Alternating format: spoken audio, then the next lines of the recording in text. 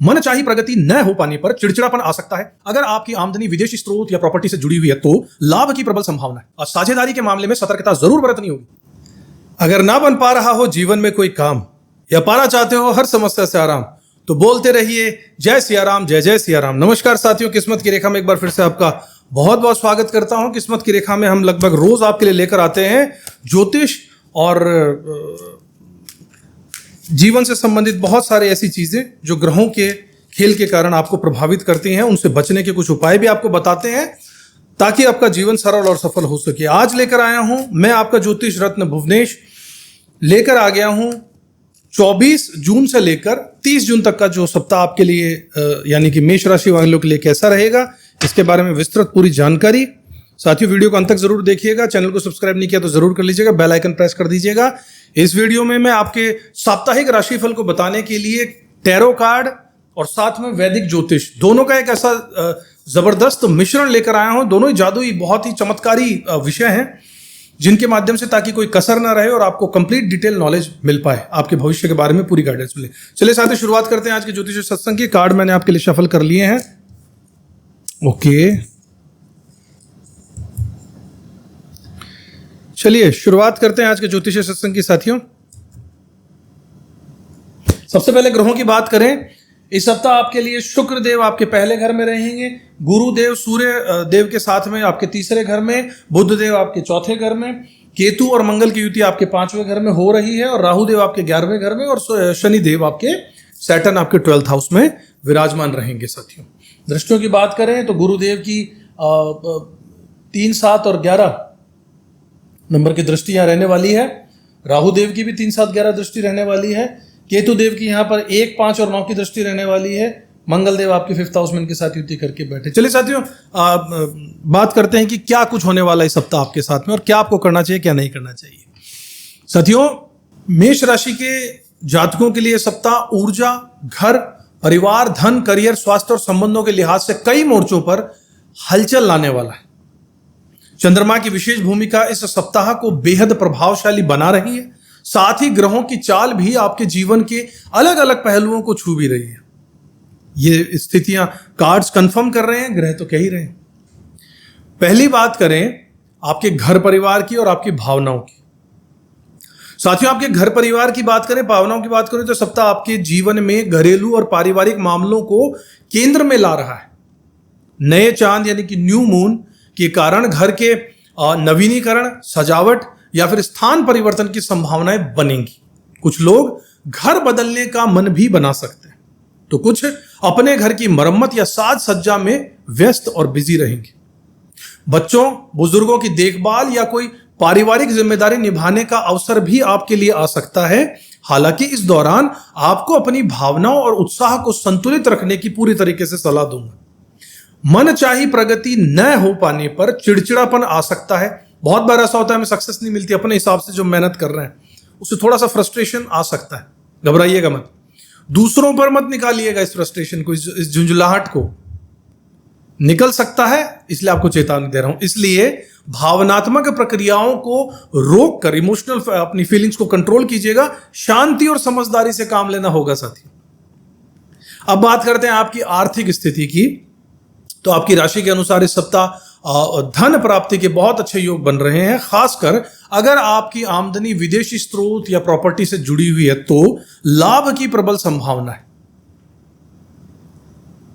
गजब का कॉम्बिनेशन है। जॉब, मल्टीनेशनल कंपनी या बाहर से विदेश से पैसा आने के योग यहां स्पष्ट नजर आ रहे हैं। अगर आप विदेशी बिजनेस में है, एक्सपोर्ट इंपोर्ट का बिजनेस करते हैं तो अच्छा रहने वाला है। विदेश से आपकी सैलरी आती है तो आपके लिए उसमें पॉजिटिव स्थिति नजर आ रही है, बढ़ने के आसार नजर आ रहे हैं। या आप और किसी तरीके की सेवाओं का प्रदान करते हैं और वहां से पैसा आता है तो विदेश से संबंधित आपको फायदा होने वाला है। प्रॉपर्टी से जुड़े व्यापारियों और निवेशकों के लिए यह सप्ताह बहुत अहम और लाभदायक रह सकता है। कोई अचानक अच्छा ऑफर या फिर डील आपके हाथ लग सकती है। गृहस्थ सुख और भौतिक समृद्धि के योग यहां पर दिखाई दे रहे हैं, मगर साथ ही खर्चे भी बढ़ते नजर आ रहे हैं। विशेषकर घर परिवार या फिर शनि की दृष्टि के कारण थोड़ी विषमता या अनावश्यक खर्चों की संभावना बनी हुई है। साथियों, इसलिए आपको बजट बनाकर चलना होगा, बजट पर ध्यान दीजिएगा। अपना पैसा एक लिमिट तक विड्रॉ कीजिएगा कहीं से भी अपने खर्चों के लिए। कुछ बचा कर रखना बहुत जरूरी है सेविंग्स को। साथियों, इस सप्ताह आपके करियर के लिए बात कर रहे हैं तो करियर में भी नए अवसर आपके सामने आ सकते हैं।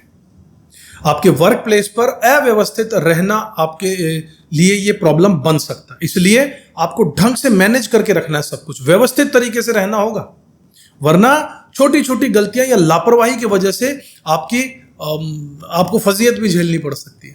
कोई आपका अपमान भी कर सकता है आपकी गलतियों के कारण। अच्छा है, आप खुद ध्यान दीजिए। नौकरी पेशा अगर आप हैं तो नौकरी पेशा लोगों को अपनी डेली टास्क लिस्ट को क्लियर रखना चाहिए कि आज मुझे सुबह से शाम तक ये काम करना है और उसे करना ही है, तब तो आप बच पाएंगे। वहीं जो व्यापारी हैं उनको खास तौर पर साझेदारी के मामले में सतर्कता जरूर बरतनी होगी। साझेदारी के लिए उनको सतर्कता जरूर रखनी होगी।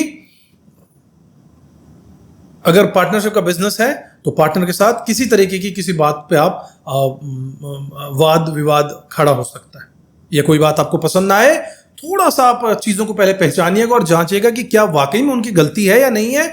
अगर है तो थोड़ा सा स्थिति को संभल कर समझ कर चलिएगा।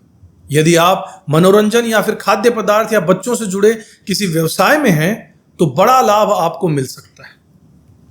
अधिकारी वर्ग अथवा सहकर्मियों के साथ संवाद में स्पष्टता रखना बहुत जरूरी होगा, क्योंकि गलतफहमी या मिस कम्युनिकेशन से आपको विवाद की संभावना जरूर होगी। यह ध्यान रखिएगा। कोई बात किसी तक कैसे पहुंच रही है इसे पुख्ता कर लीजिएगा, सही से समझ लीजिएगा। स्टूडेंट्स की अगर बात करें, विद्यार्थियों की, तो विद्यार्थियों के लिए यह सप्ताह मिला जुला फल देने वाला है। केतु और मंगल की युति 5th हाउस में, 5वें साइन में। कुछ महत्वपूर्ण क्षेत्रों में सुधार और सफलता के संकेत भी यहां पर मिल रहे हैं, लेकिन बहुत ज्यादा आत्मविश्वास यानी ओवर कॉन्फिडेंस के कारण परेशानियां भी आ सकती हैं। यदि आपको लगता है कि सब कुछ आता है तो यही आपका भ्रम और गलतफहमी है। गाइडेंस लीजिए। गुरु का मार्गदर्शन पाना आपके लिए बहुत जरूरी है। पढ़ाई लिखाई में फोकस बनाए रखना बहुत जरूरी है और कम्युनिकेशन स्किल्स पर ध्यान देना तो बहुत ही जरूरी है। अगर आपके रिश्तों की बात करें तो वैवाहिक जीवन में सुधार के लिए प्रयास करना जरूरी होगा। 3, 7 और 11 राहु, बहस या तकरार से बचिएगा। सूर्य की युति गुरु के साथ इस ट्राइन को एक्टिवेट अग्नि तत्व के साथ कर रही है। जितनी कम उम्मीद और अपेक्षाएं आप अपने जीवन साथी के साथ रखेंगे उतना अच्छा है। जितना संभव हो बातों को, संवाद को कम कीजिए और पॉजिटिव सोच के साथ आगे चलिए। कुछ हाँ में हाँ भी मिलाइए और कुछ चीजों को कड़वे घूंट भी पी लीजिए। प्रेम संबंधों में कटुभाषिता यानी तीखी बातें या निंदा से बचना फायदेमंद रहने वाला है, वरना छोटे से विवाद बहुत बड़े झगड़ों में बदल सकते हैं। अब बात करते हैं आपकी हेल्थ की यानी स्वास्थ्य की। साथियों, स्वास्थ्य के लिहाज से यह सप्ताह मिला जुला है। सप्ताह की शुरुआत में आंखों को लेकर, दांत को लेकर, पेट से जुड़ी समस्याएं आपको आ सकती हैं। वहीं सप्ताह के अंत में इमोशनल डिस्टरबेंस या कंफ्यूजन आप पर हावी हो सकता है। इन्फ्लेमेशन यानी पेट में जलन, हड्डी या फिर गले के रोग से आपको सतर्क रहना होगा। मानसिक रूप से खुद को शांत और स्थिर रखना होगा, यही आपकी प्राथमिकता होनी भी चाहिए। इस हफ्ते के अंत में घर का माहौल थोड़ा तनावपूर्ण हो सकता है साथियों, इसलिए अनावश्यक बहस से पूरी तरीके से आपको बचना चाहिए और अपने विश्वास पात्र लोगों के साथ ही बातों को शेयर करना है।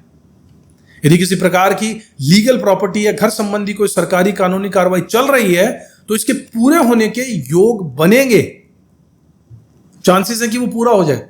स्टूडेंट्स के लिए इस सप्ताह का आखिरी चरण जो होगा वो थोड़ा सा इमोशनल हो सकता है। छोटी बातों को बड़ा मत बनाइएगा, यही मैं आपको राय दूंगा। तो साथियों, अब उपायों की बात कर लेते हैं। तो इस सप्ताह मेष राशि वालों को अपनी भावनाओं पर नियंत्रण रखने की आवश्यकता होगी। अचानक से खर्चे बढ़ सकते हैं, लेकिन धन के लाभ के भी अवसर बनेंगे। पारिवारिक झगड़े, काम की उलझन और हेल्थ के इश्यूज को अनदेखा मत कीजिएगा। थोड़ा कम बोलिएगा, ज्यादा काम कीजिएगा और घर परिवार में सामंजस्य बनाकर रखिएगा। सप्ताह के अंत में हनुमान चालीसा का पाठ 2 बार करना आपके लिए बहुत लाभकारी रहने वाला है। 2 बार। जितना हो सके अपनी सोच को पॉजिटिव रखिए और किसी से बहस या बिना बात की आशा मत रखिए और अपने ऊर्जा को रचनात्मक कार्यों में जरूर लगाइएगा।